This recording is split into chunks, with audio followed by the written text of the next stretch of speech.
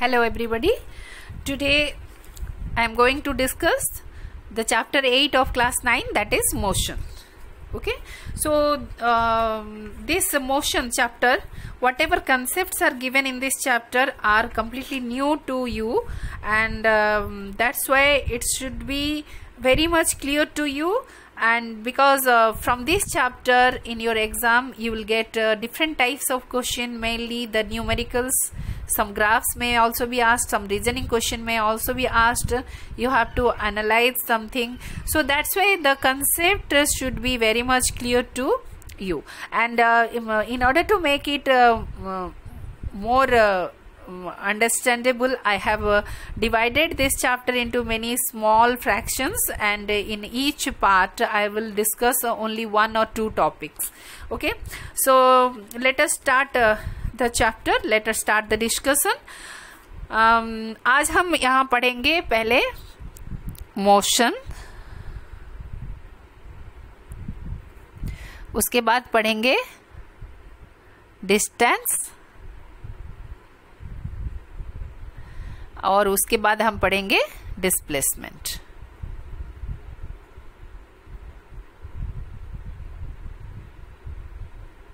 Okay, तो चलिए सबसे पहले शुरू करते हैं मोशन से.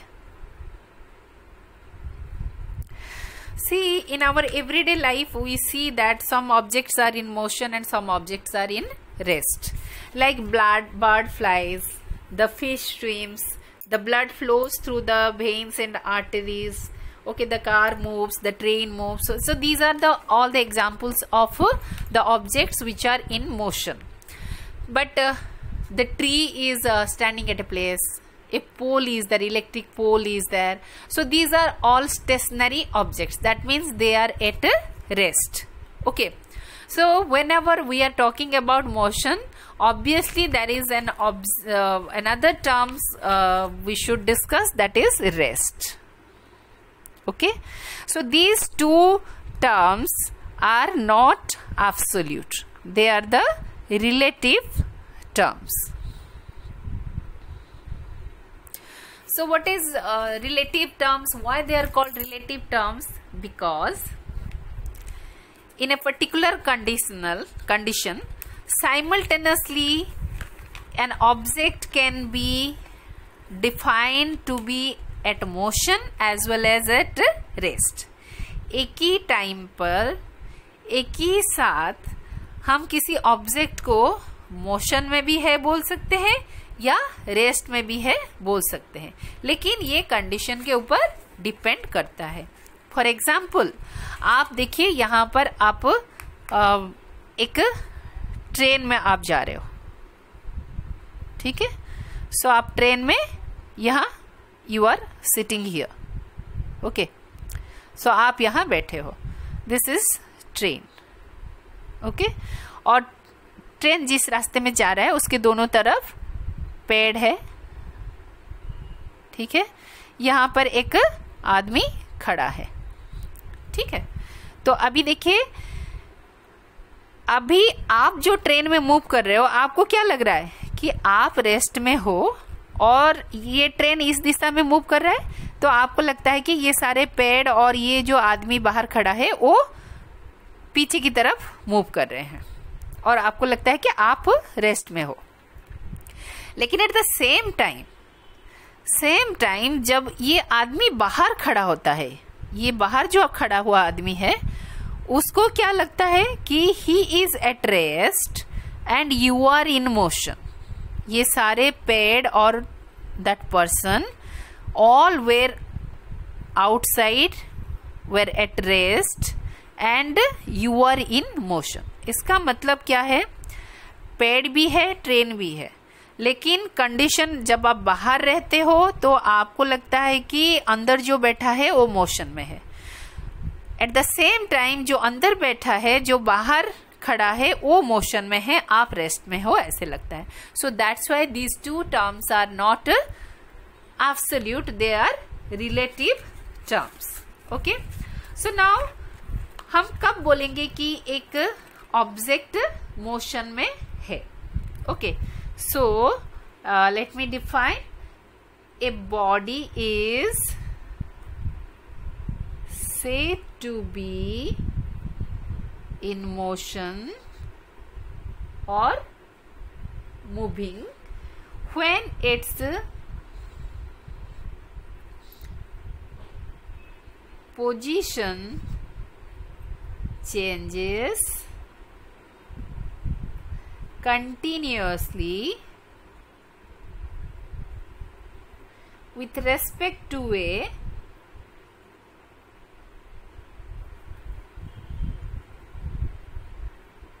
stationary object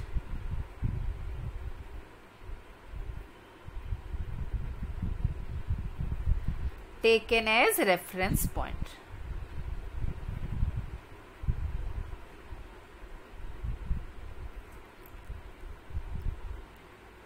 Okay, so let me read out again.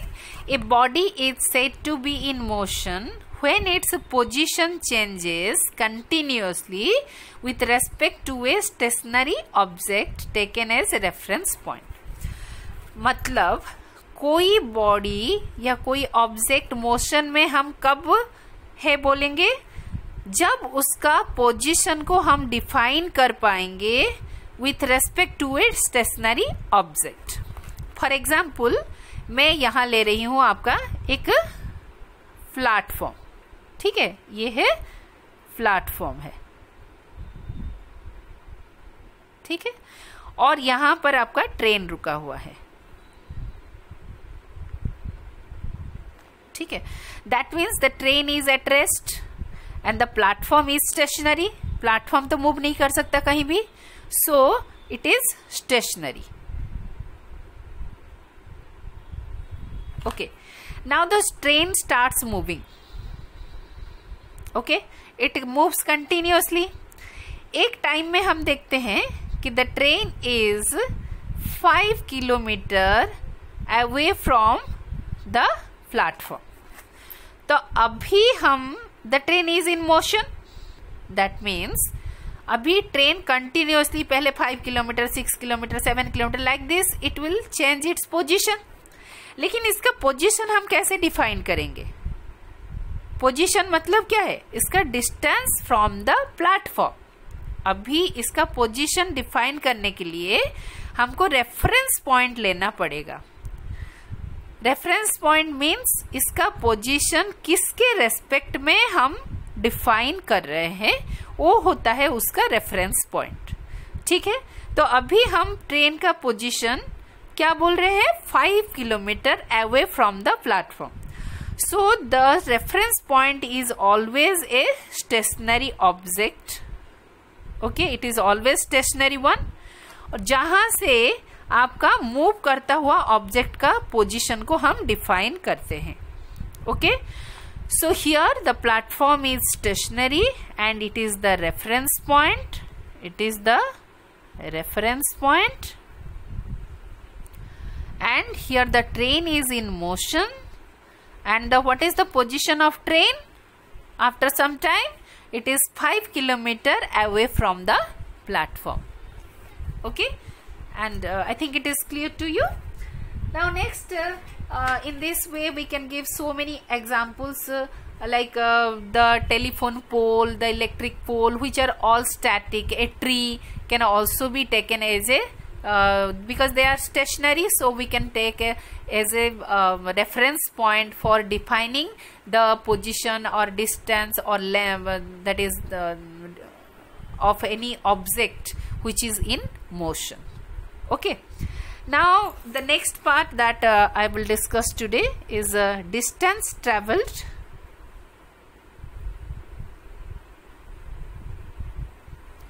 and displacement.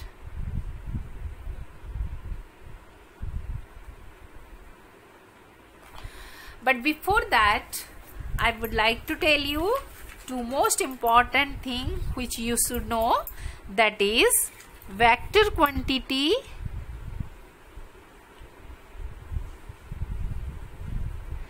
and scalar quantity.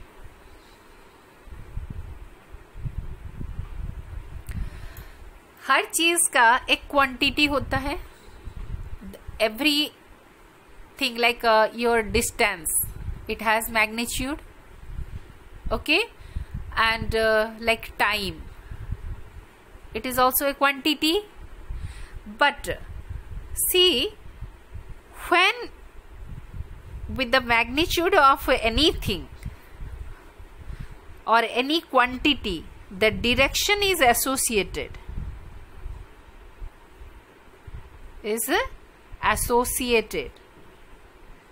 then that is called vector quantity.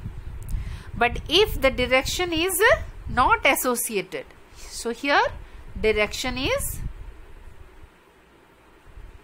not associated.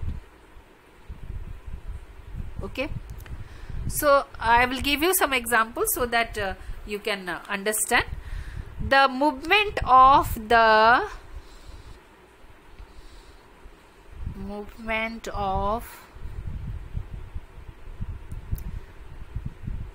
hour hand in a clock, it is a vector quantity. So here I have not written the direction, but all of us know that always it is in the, we define it as a clockwise direction, anti-clockwise direction. That means the hour hand or the minute hand or the second hand of a clock always moves in a particular direction. Okay, so that is the quantity or the distance traveled by the hour hand is a vector quantity. Okay, now at the same time, if I'll tell you what is the time now, so time means what? No direction is associated with this, so it is a scalar quantity. Okay, similarly your if I'll take that is mass of the object, किसी object का हम मास ले रहे हैं, सो मास का कोई direction नहीं है, ठीक है, तो it is the amount of material present in any object. So कितना मटेरियल प्रेजेंट है, मतलब सिर्फ हम क्वांटिटी को समझा रहे हैं, so it is not a vector quantity, it is a scalar quantity. But हम जब वेट लेंगे, weight is a vector quantity. Why? Because हम वेट, मान लो हम बोलते हैं कि 1 किलो आलू दे दो भैया, दुकान में जाके बोलते हैं, तो क्या होता है, वो क्या करता है, आपका वेट करके देता है. जब वेट करता है तब क्या होता है, आपका ग्रेविटेशनल फोर्स एक्ट करता है. सो ग्रेविटेशनल फोर्स, सो ये जो ग्रेविटेशनल फोर्स है वो हमेशा क्या होता है, टुवर्ड्स द अर्थ एक्ट करता है. So it has a fixed direction. So जब वेट हम मेजर करते हैं तो weight is always associated with the gravitational force and which always act towards the earth. So its direction is defined, its direction is fixed, so weight is a vector quantity. But mass is the only the amount of materials present in an object or in a matter, so no gravitational force is there, so it is a scalar quantity. Okay, so now why it is important, because while discussing distance and displacement we have to define that respect, that is distance is how distance is a scalar quantity and displacement is a vector quantity. Okay, now next we'll discuss the distance and displacement. The scalar and vector quantities are clear to you. So the scalar quantity, vector quantity means what? Vector quantity means direction is there, and scalar means no direction. Okay, now come to the distance and displacement. Okay, so here I will explain you these two phenomena by citing some example. Suppose a person starts moving from A and moves up to B, and this distance is the length traveled by the person is 10 kilometer. So this is the distance traveled by a person. Okay, now if the person moves 10 kilometer up to B, then comes back to C 4 kilometer, then what is the distance traveled by this person? So here distance is equal to AB plus BC, AB plus BC. Okay, now when, so that means that is equal to how much? 10 kilometer plus 4 kilometer equal to 14 kilometer. So it is the total distance traveled by a person. That means the actual length, that is actual length of the path. Okay, ये path का actual length है. Suppose से यहां से फिर वो वापस आ गया फिर ए तक. ठीक है, सपोज ए से बी गया फिर बी से ए तक आ गया, तो उसने कितना डिस्टेंस ट्रेवल किया? सो इस केस में when he returns to the person goes up to B, then returns to A, then what will be the distance? Distance is equal to, हो गया कितना? 10 kilometre. A plus B, sorry, AB plus again B है, so AB जितना है BA उतना है. So is equal to 10 kilometre plus 10 kilometre equal to 20 kilometre. ठीक है, तो ये हो गया उसका डिस्टेंस. मान लो फिर ये क्या हुआ, A से B गया, B से फिर A आया, A से फिर D तक चला गया, और D सपोज से A to D है 2 किलोमीटर. ठीक है, ये है आपका, ये जो डिस्टेंस है 2 किलोमीटर है और ये जो डिस्टेंस है 4 किलोमीटर है. तो अभी इसने कितना डिस्टेंस ट्रेवल किया? If the person goes up to D, then distance equal to how much? AB plus BA plus AD, that is equal to 10 kilometer plus 10 kilometer plus 2 kilometer equal to how much? 22 kilometer is the distance. Okay, so here we are not associating the direction in which direction the person is moving. Here only we are considering the total length of the path traversed by the person. Okay, now in the same example I'll explain you displacement. What is displacement? Displacement means the shortest distance between the initial position and final position of the body. ये body, ये person यहां से शुरू किया था, तो ये हो गया आपका क्या है? Initial point. एंड जब यहां तक मूव किया था ये फाइनल पॉइंट था. जब सी तक मूव किया था ये फाइनल पॉइंट था. जब डी तक मूव किया तो ये फाइनल पॉइंट हो गया. ठीक है, तो मान लो हम अभी लेते हैं, suppose say A is initial point and B is final point. So in this case, इस केस में आपका डिस्टेंस क्या है? Is equal to 10 kilometre. ये डिस्टेंस ए टू बी गया. ठीक है, यहां डिस्प्लेसमेंट क्या होगा? डिस्प्लेसमेंट भी आपका इनिशियल पॉइंट और फाइनल पॉइंट के बीच जो दूरी है वो है आपका 10 kilometre. So displacement is also 10 kilometre. Okay, next अभी देखेंगे A to B, B to C. A is initial point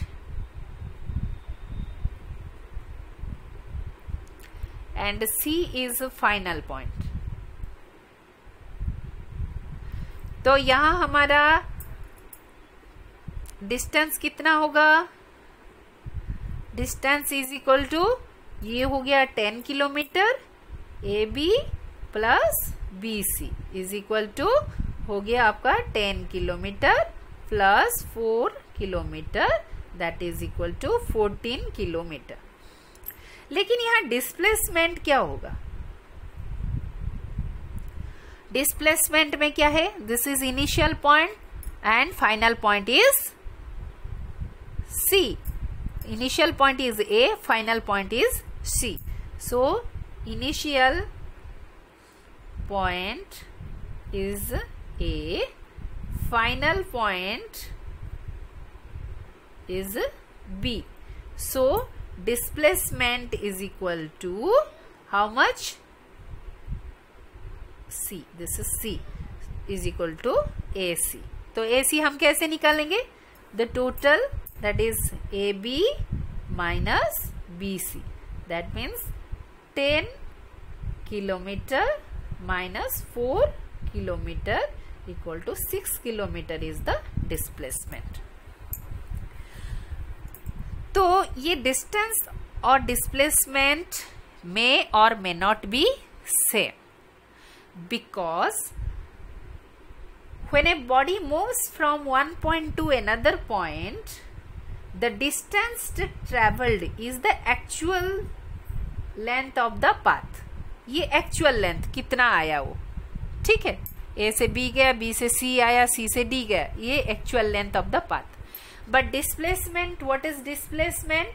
it is the distance between the, it is the shortest distance between the initial point and the final point. तो यहाँ हम कहाँ तक discuss किए? C तक. तो C is the final point. तो वो A से B जाकर C आएगा नहीं, वो डिस्टेंस हो गया. लेकिन A से C तक का दूरी जो है, सबसे कम दूरी जो है, उसको हम बोलेंगे displacement. Okay, so this displacement is always associated with direction. वो डिस्प्लेसमेंट 6 किलोमीटर क्यों आया? क्योंकि वो पॉजिटिव डायरेक्शन में गया आपका 10 किलोमीटर, फिर वापस आया 4 kilometre. That means negative direction में आया 4 kilometer. So since displacement is associated with direction, so it is a vector quantity. But distance is not associated with direction, so it is a scalar quantity. This is very important. Now we'll see the third case. अभी देखो ये C से कहाँ तक गया? D तक गया. मतलब A से शुरू हुआ था, शुरू किया था उसका मूवमेंट, ठीक है. फिर वो क्या हुआ? B गया, B से C आया, C से फिर D तक आ गया. इसका मतलब क्या हुआ? उसका स्टार्ट पॉइंट से वो नेगेटिव डायरेक्शन में जा रहा है. तो इस केस में if the person goes up to D, what is the distance? Distance is equal to this. Okay, again come back to this 10 plus 10 plus 2 kilometre. Okay, लेकिन इसका डिस्प्लेसमेंट क्या होगा? So displacement in this case when A is initial point and D is final point, इस case में क्या होगा? Distance तो मैंने बता दिया, यहां पर डिस्टेंस हो गया ये आपका 22 kilometre and displacement will be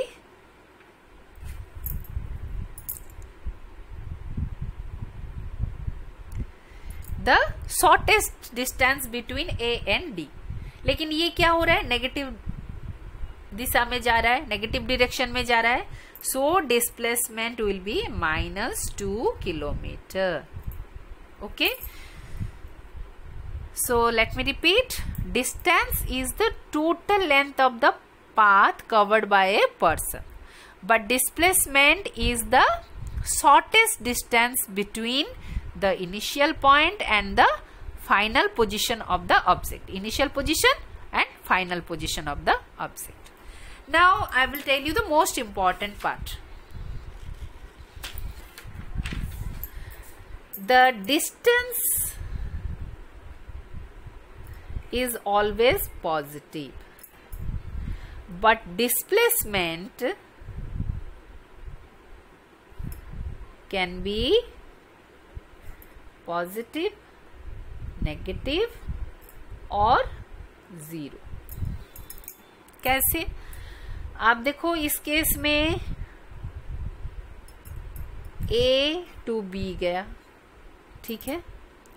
यहाँ when it moves from A to B, तब क्या होता है, distance is equal to displacement. इस केस में distance is equal to displacement. Okay, अच्छा, जब ये वापस आ रहा है C तक, कितना बोले थे हम, 4 किलोमीटर. जब C तक आ रहा है तब A to C तक मूव कर रहा है, तो distance is greater than displacement. यहां कितना हुआ, डिस्टेंस आपका 14 किलोमीटर है, बट डिस्प्लेसमेंट कितना है, 10 - 4 = 6 किलोमीटर. ठीक है. अच्छा, अभी जब वो D में चला जाता है, D में चला गया, तो ये हो गया 2 किलोमीटर. तो जब A to D जाता है तब उसका डिस्टेंस क्या होता है,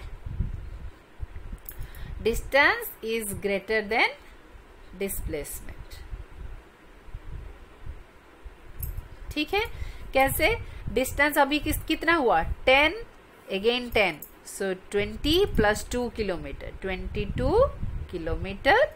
एंड डिस्प्लेसमेंट कितना हुआ, AD, दैट इज 2 किलोमीटर. लेकिन यहां डिस्प्लेसमेंट कहां जा रहा है, वो नेगेटिव डायरेक्शन में, so this is -2 kilometre. Okay, मान लो the person has moved up to B, then B to again A, B तक गया, फिर A तक आ गया, तब डिस्टेंस कितना हुआ, distance is 10 + 10, so it is 20 kilometre. Okay, but displacement क्या होगा, what will be the displacement, displacement is equal to, so distance here is also greater than displacement. यहां डिस्प्लेसमेंट क्या होगा, स्टार्ट पॉइंट और उसका starting position and ending position दोनों एक ही है, so displacement is 0. It is 0. So इससे हमको क्या कंक्लूजन मिला, इससे कंक्लूजन मिला distance is always positive. Here you can see it is always positive. Okay, and displacement जैसे हमने देखा यहाँ पर ये पॉजिटिव है, ठीक है, और यहाँ पॉजिटिव है, यहाँ नेगेटिव है और यहाँ 0 है. Okay, so now we can find out the differences between distances and displacement. Distance में क्या होता है आपका, it is equal to the length of the path.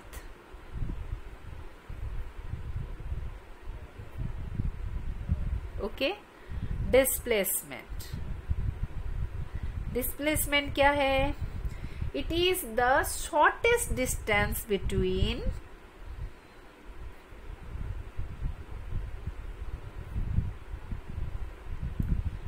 The initial position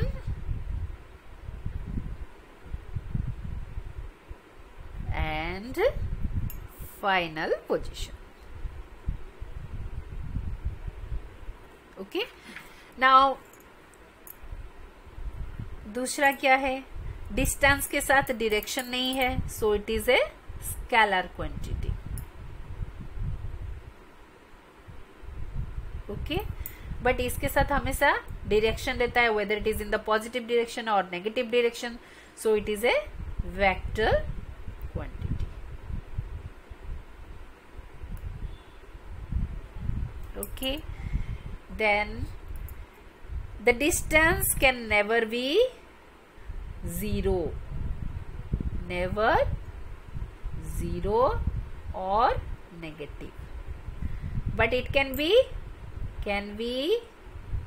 zero, negative or positive. And the SI unit, you have to remember this, the SI unit of both distance and displacement is meter, that is m. तो आशा करती हूँ आपको motion क्या है, distance, displacement अच्छी तरह ये concept समझ में आ गया होगा. और इसके उसको बेस करके अगर कोई न्यूमेरिकल्स आता है तो भी आप कर पाओगे. हम कोशिश करेंगे कि इसका कुछ न्यूमेरिकल्स इस चैप्टर खत्म होने के बाद कुछ न्यूमेरिकल्स भी सारे कंसेप्ट से प्रैक्टिस करेंगे. And if you have any doubt you can ask me in the comment section. Thank you.